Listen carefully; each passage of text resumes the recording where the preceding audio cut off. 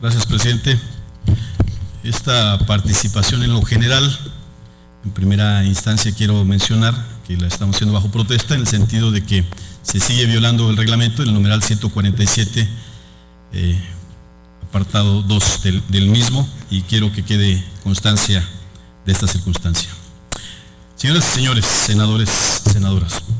reanudamos la discusión de la legislación secundaria en energía con la firme intención de que quede clarificada la posición de la izquierda en esta importante etapa parlamentaria. Que quede claro, nuestra participación se da porque es más importante que la gente conozca los argumentos y tenga los elementos de juicio suficientes para que se dé cuenta quiénes estamos por la defensa de la soberanía energética y quiénes por empeñar el futuro sustentable de las próximas generaciones. Por ello, nuestra participación en sí misma no convalida un método ilegal, pero aún con ello estamos dispuestos a dar el debate. Entrando al tema del presente dictamen, es preciso recordar que la reforma constitucional del pasado mes de diciembre dio pie a la creación de nuevos dispositivos normativos con la finalidad de armonizar la legislación secundaria a lo que establece la tan desaseada y abusiva reforma a la Carta Magna. Es por ello que nos encontramos discutiendo proyectos tan contradictorios entre sí, con profundas y graves objeciones o hasta con vicios de inconstitucionalidad. Lamentablemente, modificaron la Constitución apresuradamente y por ello, los promoventes de estos proyectos nos han remitido dictámenes que no resisten el ejercicio de la revisión, del análisis y del contraste. Este dictamen, el tercero en el orden de discusión, no es la excepción y además de generar una profunda preocupación por sus contenidos, prácticamente deja en una situación de incertidumbre normativa a Petróleos Mexicanos, que está siendo tratada como una empresa más, cuando en realidad se debería buscar su consolidación como una empresa del Estado. Los países que han abierto su industria exitosamente, como lo es el caso de Noruega o Brasil, lo han hecho bajo la premisa de fortalecer su empresa estatal y utilizándola en todo momento como un instrumento en las negociaciones con las petroleras internacionales. E incluso muchos países en los que se destaca a Venezuela exigen que la participación de la petrolera internacional sea en asociación con la empresa estatal.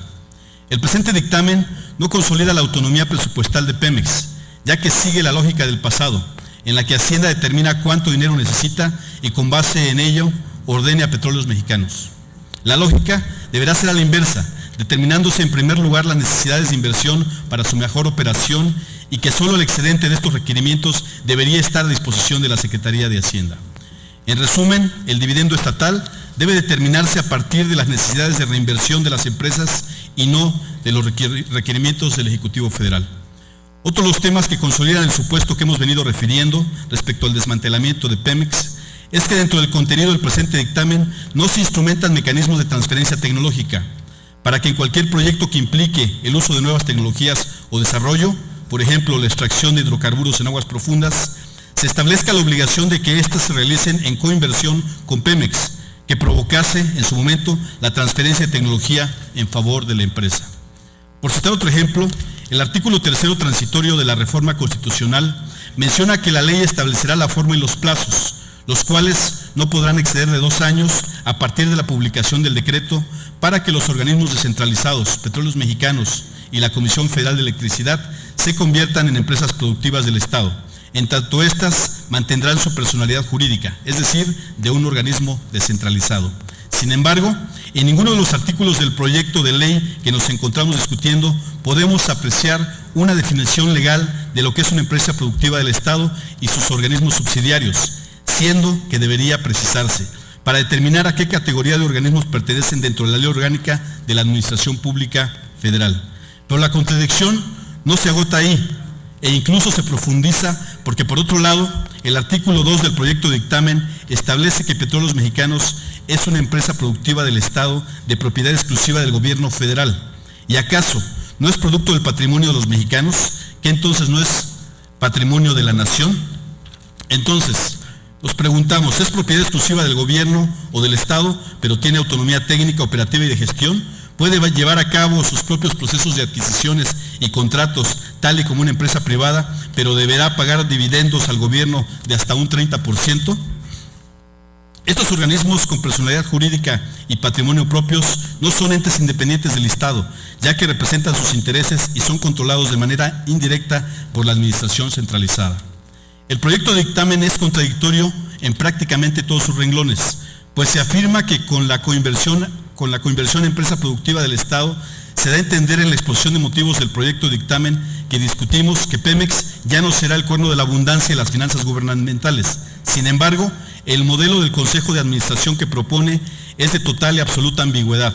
a fin de que esto derive en sumisión al Ejecutivo y que consolida un gobierno corporativo, ya que dentro del presente dictamen no se le dota de verdaderos mecanismos que le consoliden bajo el régimen corporativo, que para conseguirlo, esto implicaría que los nombramientos de los funcionarios que ocupan los órganos de gobierno provinieran de distintas fuentes, considerando indispensable que los consejeros independientes y el comisario no sean nombrados por el Ejecutivo Federal. Otra muestra de la contradicción referida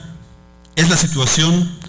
que está en el artículo 20 del proyecto de dictamen, en donde ni siquiera se establece como requisito para ser consejero el ser ciudadano mexicano y no tener o haber tenido un vínculo con alguna empresa competidora de Pemex. Con esta redacción, un individuo que tenga o haya tenido vínculo con alguna otra empresa podrá ser consejero de la empresa a la que sus vínculos le compiten. Es decir, cualquier funcionario de alguna de las empresas transnacionales que así lo solicitara pudiera ser parte también del Consejo de Pemex. Sin embargo, el artículo 30 es una verdadera joya de inconstitucionalidad en el derecho mexicano, pues sus contenidos exentan a los propios consejeros en el ejercicio de sus funciones como miembros del Consejo de Administración, del régimen de responsabilidades, estableciendo en la Ley Federal de Responsabilidades Administrativas de los servidores públicos o cualquier otro ordenamiento o disposición aplicable en general a los servidores públicos de carácter federal. Ello con una franca violación a lo que establece el artículo 108 constitucional, el cual cito: para los efectos de las responsabilidades a que alude este título, se reputarán como servidores públicos a los representantes de elección popular, a los miembros del Poder Judicial Federal y del Poder Judicial del Distrito Federal, los funcionarios y empleados, y en general a toda persona que desempeñe un empleo, cargo o comisión de cualquier naturaleza en el Congreso de la Unión, en la Asamblea Legislativa del Distrito Federal o en la Administración Pública Federal o en el Distrito Federal, así como a los servidores públicos de los organismos a los que esta Constitución otorgue autonomía, quienes serán responsables por los actos u omisiones en que incurran en el desempeño de sus respectivas funciones. Desde que vislumbramos una ambigua propuesta de legislación secundaria, las y los legisladores del Partido de la Revolución Democrática manifestamos nuestras inquietudes, sobre todo porque la laxa reforma constitucional no clarificaba los verdaderos intereses que motivaban su modificación, y todos aquellos aspectos que se contradicen debieron clarificarse en los proyectos que nos encontramos discutiendo. Sin embargo, una vez más la contradicción, la ambigüedad, la falta de definiciones normativas esenciales y sobre todo aspectos de inconstitucionalidad que pondrán en verdaderos aprietos a quien se arriesgue a aplicar estas normas fueron la metodología que siguieron sus redactores. Aspectos de verdad abusivos, como el hecho de que a este híbrido jurídico llamado empresa productiva del Estado se le dote el carácter de empresa, para efectos de convencernos a las y los mexicanos de que Pemex y la Comisión Federal de Electricidad competirán con los privados y los extranjeros con las características de cada una de ellas. Sin embargo, en toda empresa existe una figura denominada reparto de utilidades, que es el dinero de las ganancias que se les distribuye a las y los trabajadores a manera de conquista laboral. Efectivamente, en toda empresa, menos en la empresa productiva del Estado, se contempla este beneficio. Eso sí, será el Estado quien acapare la renta petrolera en un ejercicio abusivo de discriminación para la clase trabajadora.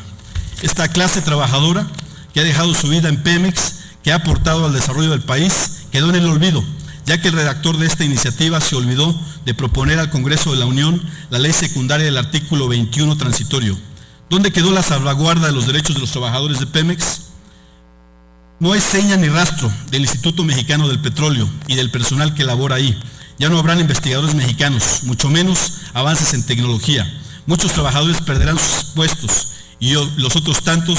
que sean afortunados de mantener un empleo perderán sus prestaciones y deberán sujetarse a los lineamientos del Comité de Recursos Humanos, donde nuevamente el patrón será el gobierno federal.